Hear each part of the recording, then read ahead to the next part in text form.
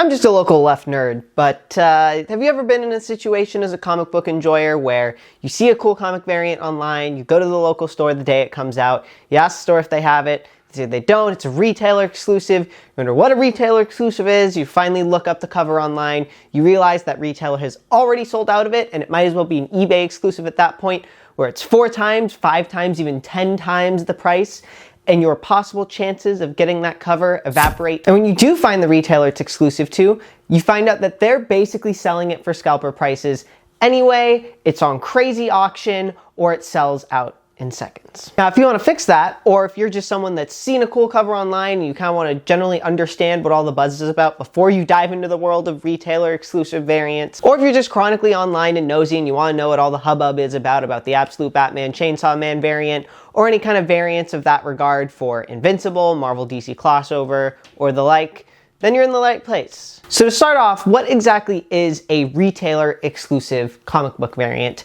and why exactly do they cost so much? So much being at minimum $10, but generally as high as $20, $30, $40, $50, more recently with some books, $75 to $100. Retailer variants are pretty self-explanatory. It is a variant cover for a comic that is exclusive to a particular store. Now, how do those stores and retailers get access to these exclusive variants is that they usually have a deal with a publisher where they purchase about 1,000 to 3,000 copies of that single comic. And then, as a result, they are allowed the ability for that store to commission an artist to make a cover for them, and then they can sell that cover. Well, I don't know the nitty-gritty about the specifics of what rates the stores get their retailer exclusive variants at, if it's more or less than what they usually pay for a general comic, but regardless, they charge more than what the normal profit margin would be. And retail variants are an inherent gamble, because if your variant does not catch the attention of people, it doesn't sell, that is a lot of copies of a comic a store has to hold on to. So as a result, that's why you generally see the higher prices. So even if they don't sell the full allotment, they still at least make their money back and a little bit of extra profit because they're a business. I don't know what else you want me to say. Do I like the fact that retailers charge $20 to $50 for a variant, and do I think it's way too much? Yes. At the end of the day, do I ultimately understand why this is the case and why retailer variants exist? Also yes. As for print runs on these exclusive variants, they can vary from 500 on the really low end. You don't really see that with Marvel or DC, but I'm saying it for the sake of there are some like that do exist, up to 3,000. And those are generally some of the wider runs for Marvel and DC. And while generally publishers like DC, Marvel, Image, Boom, etc.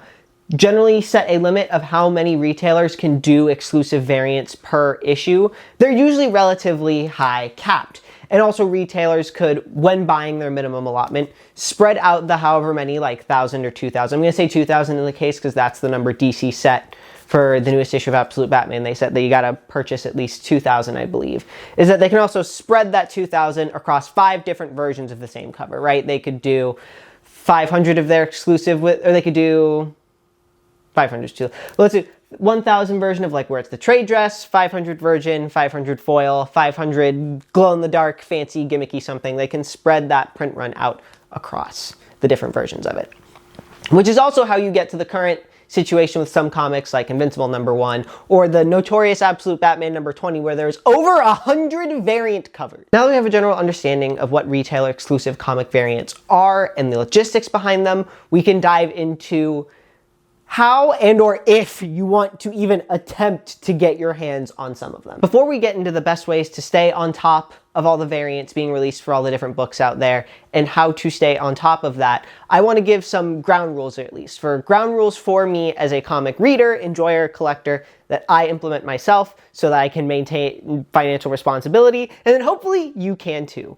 Or if you decide that you hear any of this and you decide, I don't want anything to do with this at all, my wallet's happy as is, I'm enjoying my reading, I've allotted my internet nosiness for the day, and I'm good. That's also okay. That's also what this is for. You can just watch and enjoy this from the sidelines as well. I just want to make sure, regardless of what you're doing, you fully understand. I just want to make sure I am transparent in that regard in regards to my experience, and hopefully that can help improve yours. First and foremost, remember that you as a buyer, you have power.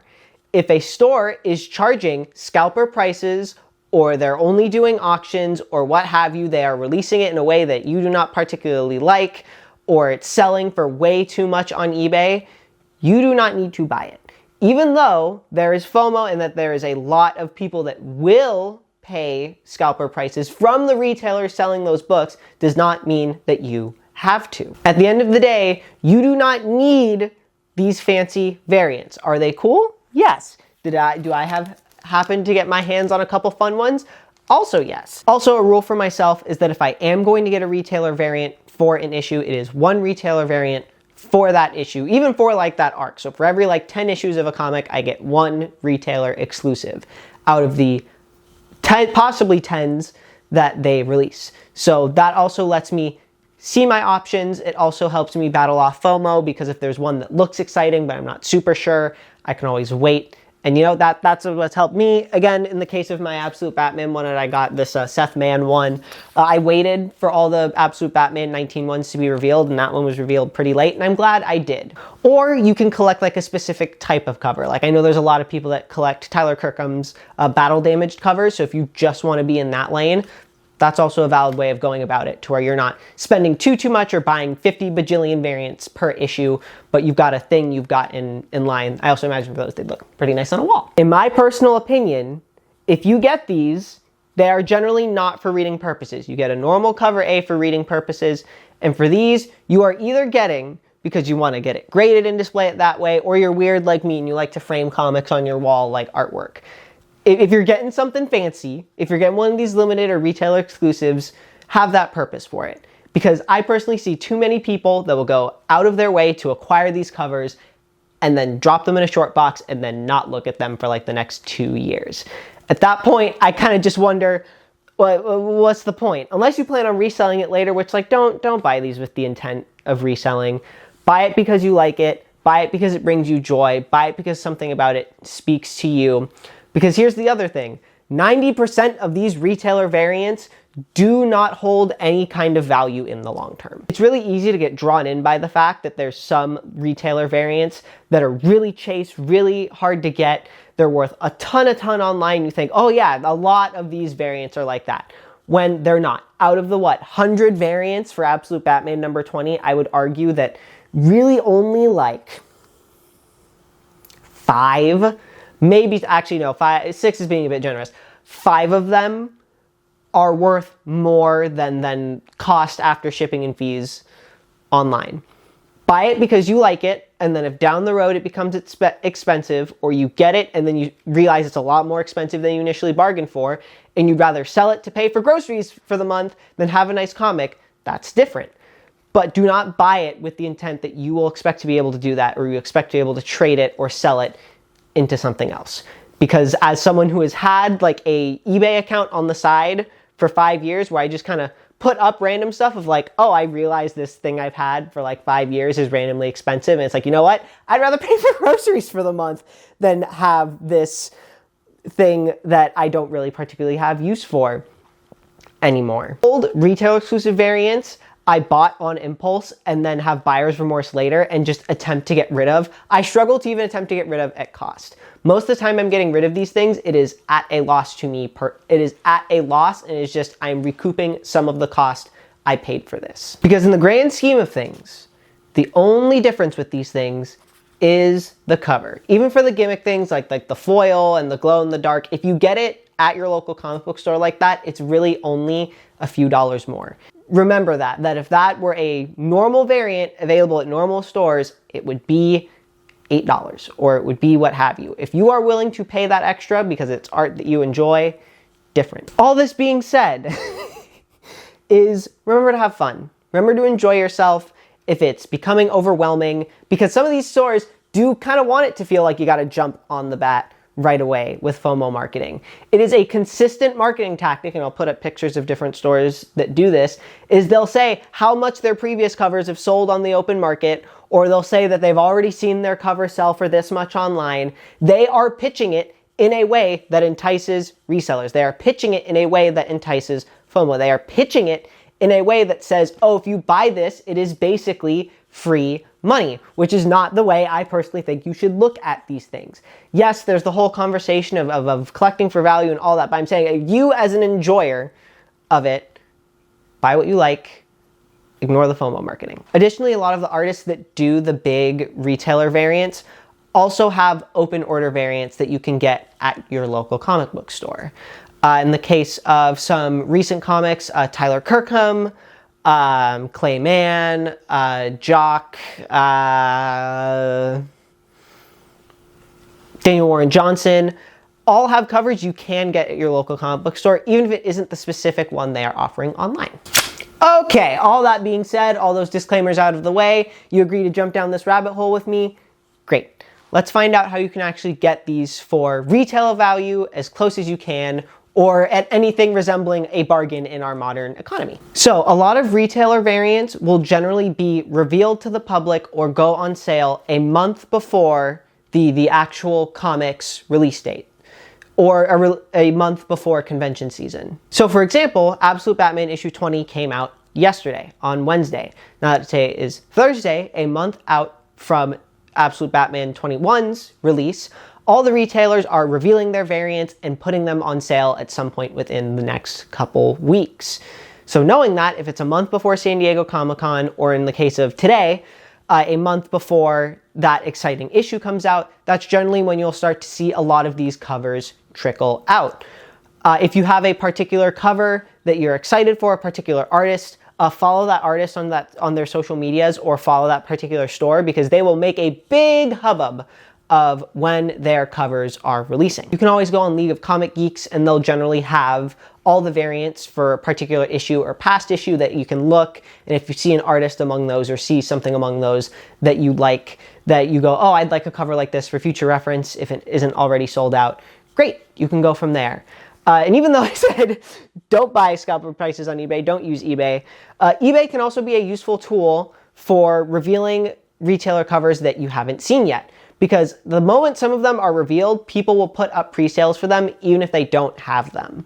So you can always look at the eBay listing and look up that particular cover on the pre-sale listing and go, okay, where is this being sold from so I can get it for retailer price and not have to go through scalper channels in order to think about getting it. It's also helpful to join some sort of Discord or community group, not like scalper or bot groups, but generally just like groups of people that like comics and talk about comics. I personally am in the ECCGE, it's easy for an acronym. They're a retailer that does exclusives, but they also have a Discord that's free to join that I'm in with a bunch of other people. Not a sponsor or anything, it's just something I genuinely find useful, where it's a bunch of fellow collectors that are in there, and they share the variants with each other of like, this just got revealed, this just got revealed.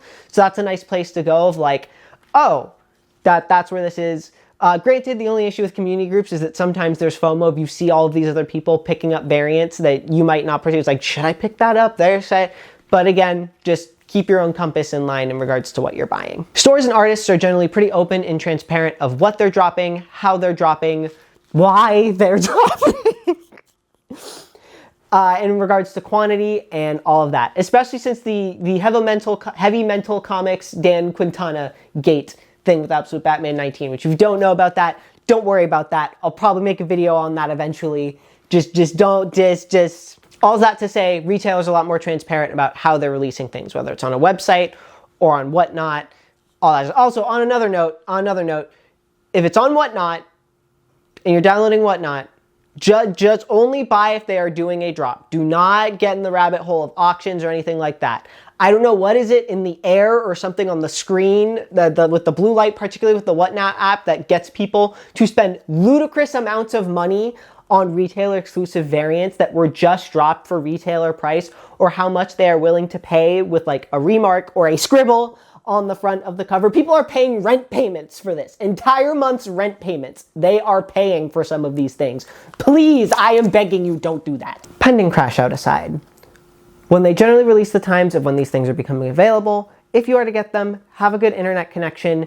Generally just keep with one device, you don't need two devices. Don't take off work in order to try and get some of these. If you have a 10-minute break you can use it then, or if you've got like a couple minutes to just kind of sneakily look like you're doing something and do it then. Generally, Shop is the best, quickest way to use checkout, so if you don't have a shop, set all that stuff up so you can just make it quick, painless, or if you have a card pre-saved or a method pre-saved, have your prepaid method saved beforehand so you can just have a clean checkout process, because some of these go very, very quick, within minutes. And if you don't get it, or it releases at a time that's really inconvenient in regards to work, school, or what have you, just take it as a sign from the universe of, okay, for whatever reason, the universe thinks that I should not own this variant. And that is okay, because there will be a variant that the universe thinks I should own at some point, or ones that I am excited about, that I am able to get my hands on. Because while yes, there are a lot of bots right now that are swiping up sales, and it can be really easy to get really, really frustrated and blame bots and dedicate a lot of thinking space to it. For some of these variants, particularly ones that only have like 1,000 print run, there's more than 1,000 people that want it, bots excluded. So sometimes it's bots and sometimes it's just a lot of people want it. And there's only so many, and internet connections are wonky, and sometimes you don't get it, and that's okay.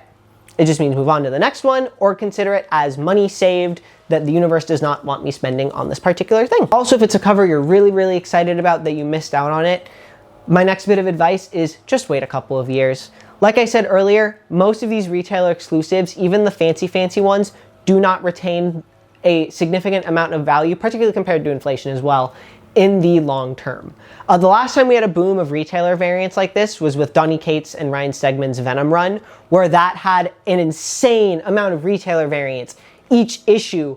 Specifically, it's weird that I use Tyler Kirkham variants as a marker for it, but considering Absolute Batman had an homage to a Tyler Kirkham Venom variant, I feel that is the last approximation when we had a big retailer variant boom like this. And a lot of those variants, if you look now, are selling at or below cost if you look online, or if the retailers still happen to have it. So if it's something you're really excited for and you miss out on it, just wait. And then also if you wait and realize, you know what, I don't even want it all that much, then even better. You even know that at that point it's not even something you really wanted all that much in the first place. Also, here's a good metric to know when you need to be right on the dot when a cover releases versus you can afford to just wait till later in the day or think about it a bit more. In regards to print runs, a good metric is that if an exclusive has a 3,000 print run, you can be pretty confident in the fact that it will at least last the day. Generally more than that. It'll be up for a while. You don't need to immediately be on the dot on it. If it's available while you're working or something like that and you have to wait until later, or you need to wait to get paid, you should probably be fine.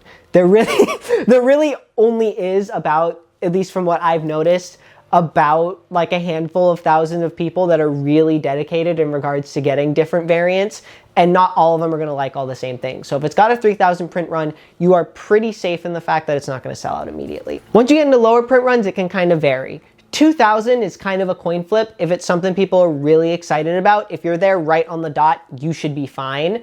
But it's probably not something that'll last particularly long. So my recommendation is those ones, if you can be on the dot with it, but you can generally kind of wait maybe like half-ish hour for it if it's not something people are as excited about, but you never know with people. Once you get down into like 1,000 to 1,500 for the print run, that's when it's, especially if it's one people are excited about, because also people get more, there are people that for scarcity and collecting reasons get more excited the smaller the print run is.